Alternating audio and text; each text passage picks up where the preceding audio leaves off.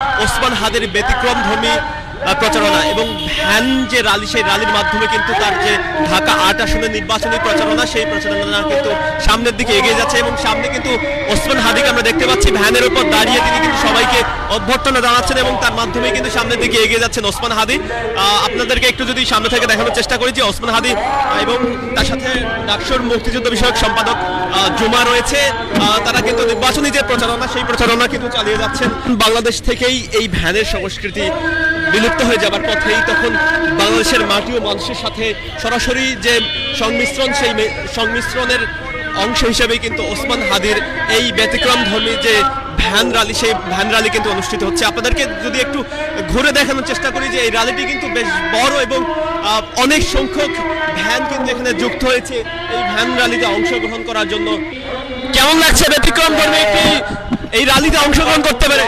আলহামদুলিল্লাহ, খুব বেশি ভালো লাগতেছে হাদি ভাইয়ের সাথে আসতে পেরে এবং এই জায়গায় ইনসাফের পক্ষে থাকার কারণে, এই র্যালিতে অংশগ্রহণ করতে পারার কারণে। আগামী নির্বাচনে কেমন ভোট প্রত্যাশা করছেন? ইনশাআল্লাহ ইনসাফেই বিজয় হবে।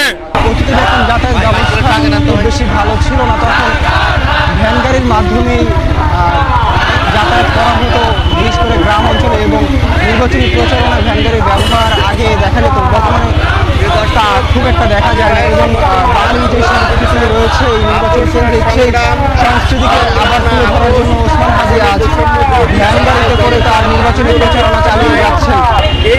ঢাকা ৮ আসন থেকে ইনকিলাব মঞ্চে ওসমান হাদি এই নির্বাচনে জাতীয় সংসদ নির্বাচনে অংশগ্রহণ করবেন এবং তার যে নির্বাচনী এলাকা ঢাকা ৮ আসন, সেই ঢাকা ৮ আসনে নির্বাচনী প্রচারণা চালাচ্ছেন। আজ জুমার নামাজের পর তিনি এই র্যালিটি বের করেন ঢাকার শাপলা চত্বর থেকে এবং এখন তিনি এই র্যালিটি নিয়ে এগিয়ে যাচ্ছেন শাহবাগের দিকে। এবং ইনকিলাব মঞ্চ থেকে সংসদ সদস্য প্রার্থী, ঢাকা ৮ আসনের সংসদ সদস্য প্রার্থী ওসমান হাদি, তিনি তার নির্বাচনী প্রচারণা চালাচ্ছেন। আজ জুমার নামাজের পর তিনি একটি র্যালি বের করেন ভ্যান গাড়িতে, ভ্যান র্যালি।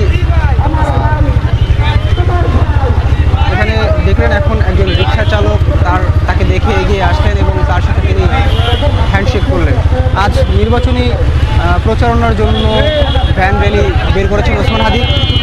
জুমার নামাজের পর ঢাকার শাপলা চত্বর থেকে এই র্যালিটি বের করা হয় এবং র্যালিটি প্রেস ক্লাব হয়ে, দোয়েল চত্বর হয়ে র্যালিটি শাহবাগে গিয়ে শেষ হবে। দেখতে পাচ্ছেন তিনি তার নির্বাচনী প্রচারণা এখানে চালাচ্ছেন।